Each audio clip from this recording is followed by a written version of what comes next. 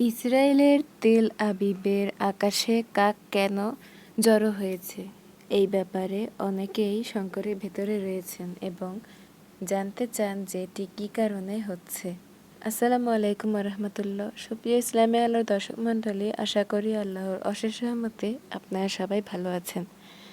আজকে জানাবো ইসরায়েলের আকাশে কাক কেন উড়াউড়ি করছে, এটি কী কারণে হচ্ছে এবং ধর্ম কি বলে। তো চলুন বেশি কথা না বাড়িয়ে শুরু করা যাক। 18 মার্চ এই ভিডিওগুলো আসে তাদের নিজস্ব ফেসবুক আইডি থেকে। 3টি আলাদা আলাদা অ্যাকাউন্ট, সোশ্যাল মিডিয়া বা মিডিয়ার লোকেরা, সেই বিশেষজ্ঞরা খতিয়ে দেখেছে এটি এআই বা এডিট করাও নয়, এটি বাস্তব। এখন প্রশ্ন আসতে পারে, এটা কি স্বাভাবিক? উত্তর হলো না, এটি স্বাভাবিক নয়। পাখিবিদরা বলেছেন কাক তেল আবিবের পাখি নয়। কাক থাকে পাহাড়ে। তেল আবিব হলো পানির কাছাকাছি একটি জায়গা, সেখানে কাক থাকা অস্বাভাবিক। ইসরায়েলরা নিজেরাও বুঝতে পারছে এ দৃশ্য অস্বাভাবিক।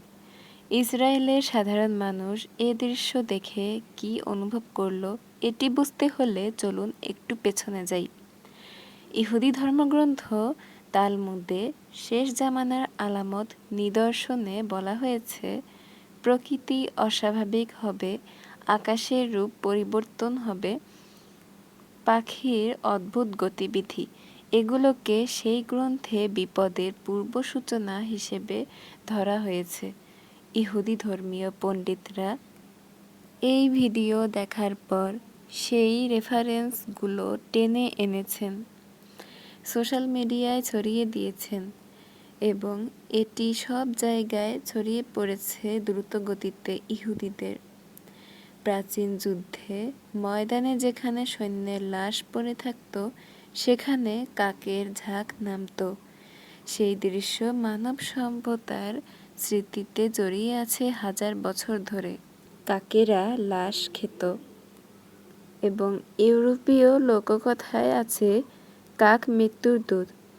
আরব ঐতিহ্যে কাক অশুভ লক্ষণ বলা হয়।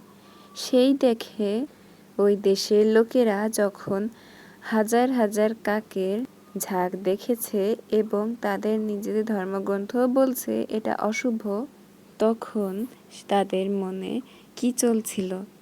তেল আবিবের কাকেরা আকাশে উড়ছে আর গাজায় বিমান উড়ছে, যুদ্ধ বিমান।